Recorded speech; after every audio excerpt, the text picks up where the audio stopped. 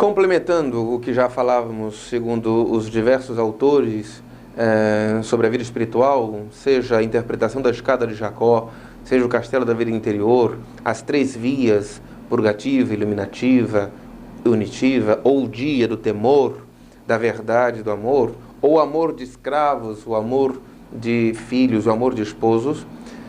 Também um outro autor, o padre Garrigou Lagrange, dominicano, ele apresenta a vida espiritual como a obra de três grandes conversões e utiliza para isto a imagem, a vida dos apóstolos.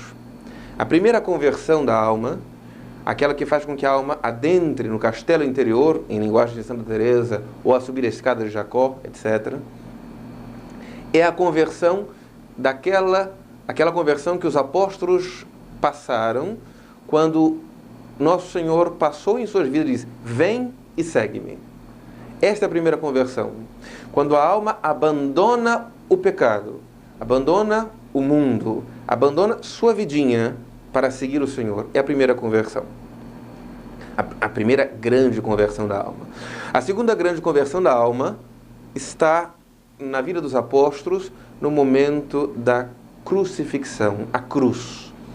Quando Nosso Senhor, depois de toda a sua pregação, de todos os seus milagres, é preso, açoitado, flagelado, carregando sua pesada cruz até o Calvário, os apóstolos o abandonaram.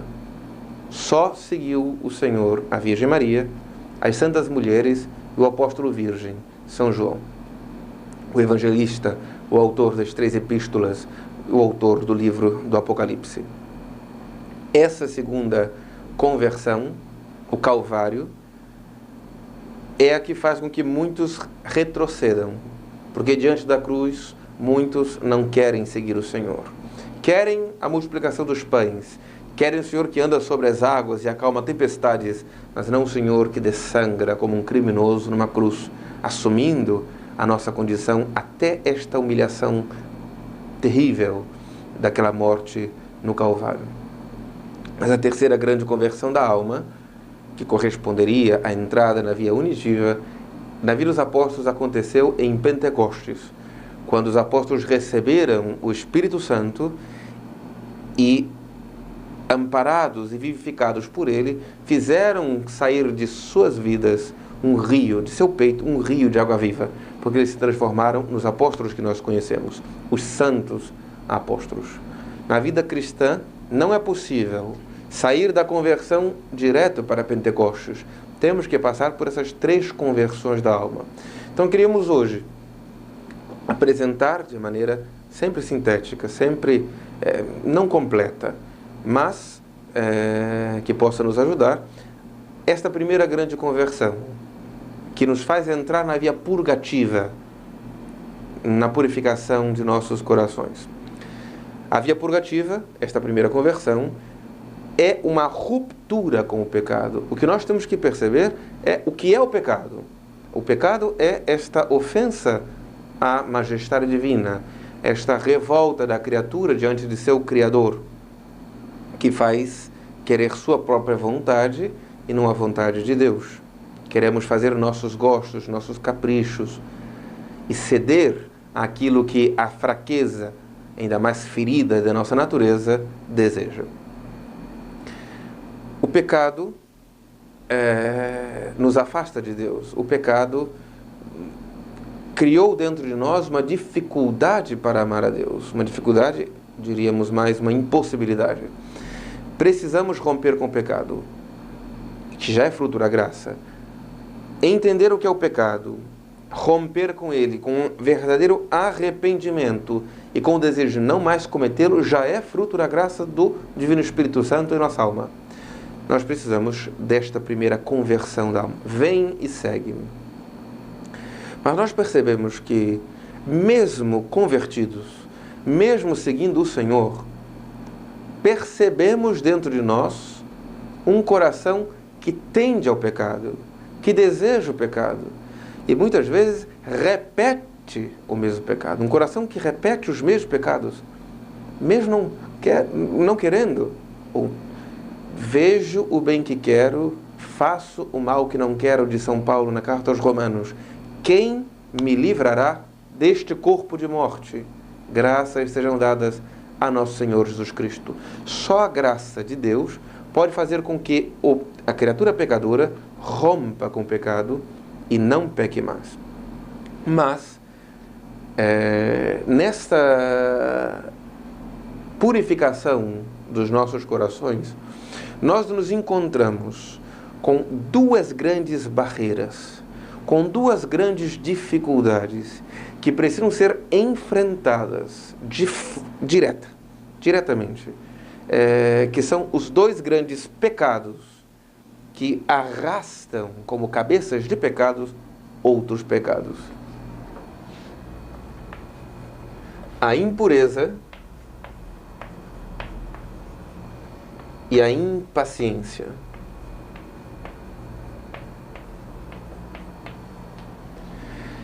Esses dois pecados são os que nos causam maiores danos em nossas almas.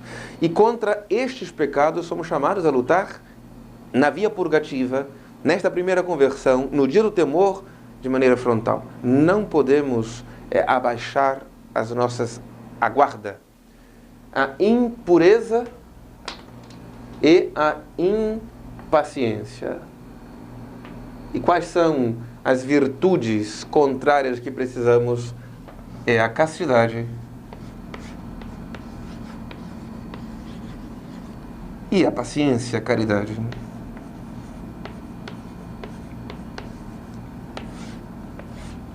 Estas duas virtudes precisam ser buscadas de maneira inicial, com maior vigor.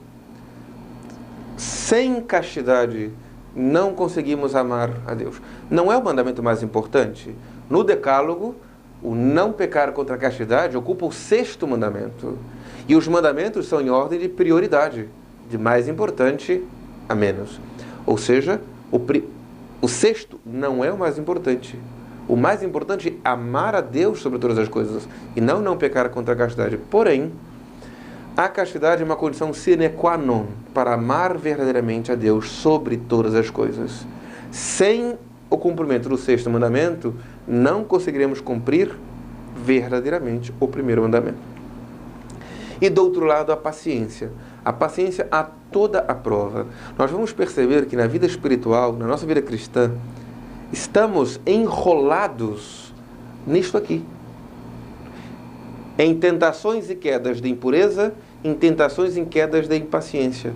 Enquanto a alma não conseguir habitualmente viver a castidade e a paciência, ela não conseguiu sair da primeira morada do castelo interior. Ela não conseguiu sair ainda do dia do temor. Ela não conseguiu ainda avançar na via purgativa. Só que nós não somos chamados a ficar só na via purgativa. A via purgativa é o começo da nossa vida espiritual. Precisamos lutar contra isto. Nosso Senhor, no Sermão da Montanha, ele foi dizendo aos seus discípulos: ouvistes o que foi dito, e depois ele renova a lei de Moisés.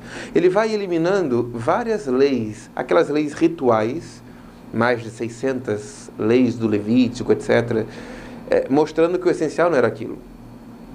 Mas 2 leis do Antigo Testamento, ele foi ainda mais incisivo.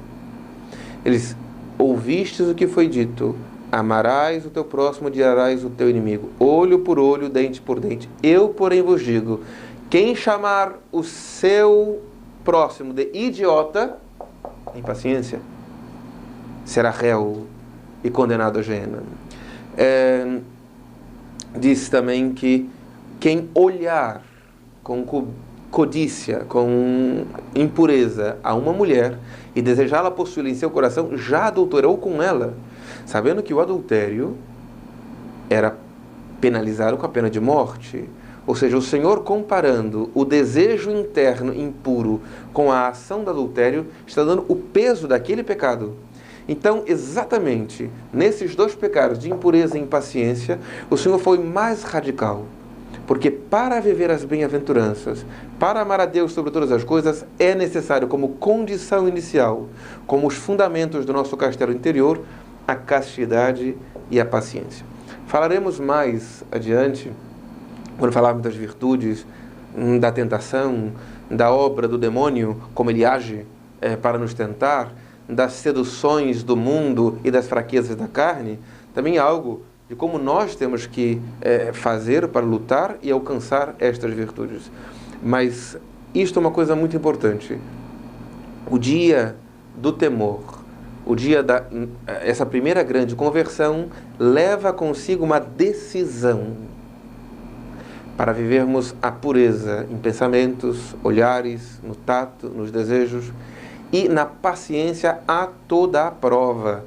Não só a paciência com estas e estas e estas pessoas, não a paciência nestas e naquelas outras circunstâncias, não a paciência condicionada, a paciência em qualquer circunstância. Isto nós não conseguimos fazer por vontade própria. Não adianta olhar para a vida dos santos e querer imitá-los só com as nossas próprias forças. Não é possível sem a graça de Deus. Vejo o bem que quero, faço o mal que não quero. Quem me libertará deste corpo de morte? Graças sejam dadas a nosso Senhor Jesus Cristo. Precisamos da graça de Cristo para vencer o pecado que habita em nós, para dominar nossa natureza ferida, rebelde e reorientá-la pela graça ao amor de Deus.